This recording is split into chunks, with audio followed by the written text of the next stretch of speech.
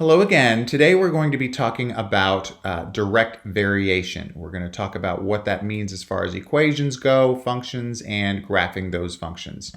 So let's get started. We're going to have to define a few things first. We're going to have to define what it means to be directly proportional. So if two variables, x and y, can be divided and you always get the same constant k, then those two variables, x and y, are said to be directly proportional. And that constant k, we're going to call that the proportionality constant. So if I solve that y over x equals k equation and turn it into a function, that function will be y equals kx. And if you graph that function, that's going to be a line that has slope k, and it's going to have a y-intercept of 0, which means that the line will pass through the origin.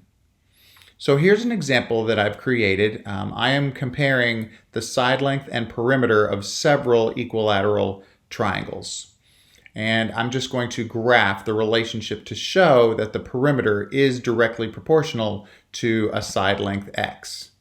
And I'm going to write a function that shows the relationship between the perimeter and the side length x. So there's a graph there. I've made it pretty tall so that I can include all of the points that are in the table. So the point 1 and 3, where the side length is 1 and the perimeter is 3, goes there. The point 2 and 6 goes there, 3 and 9, and 4 and 12.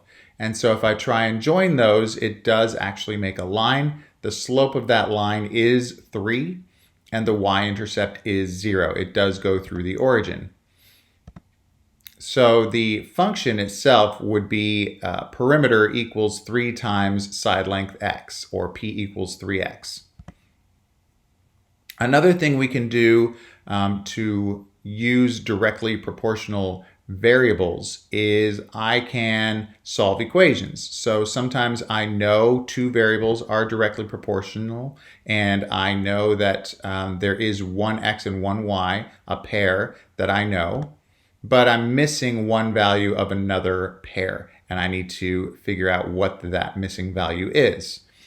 So for example, if I know that x is proportional to y, and I know that x is equal to 5 when y is equal to 24, I would need to know what the value of x is when y is equal to 30.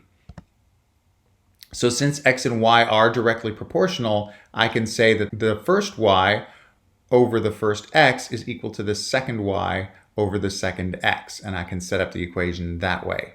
And then I can just fill in the information that I know. The first y was 24, the first x was 5, the second y was 30, and the second x is what I don't know. So I set up a proportion, and I can cross multiply to solve that, and I would get an x value of 6.25. So that's another way that I can use two variables that I know to be directly proportional. So that is direct variation. If you have any questions on that, please let me know, and I will see you tomorrow.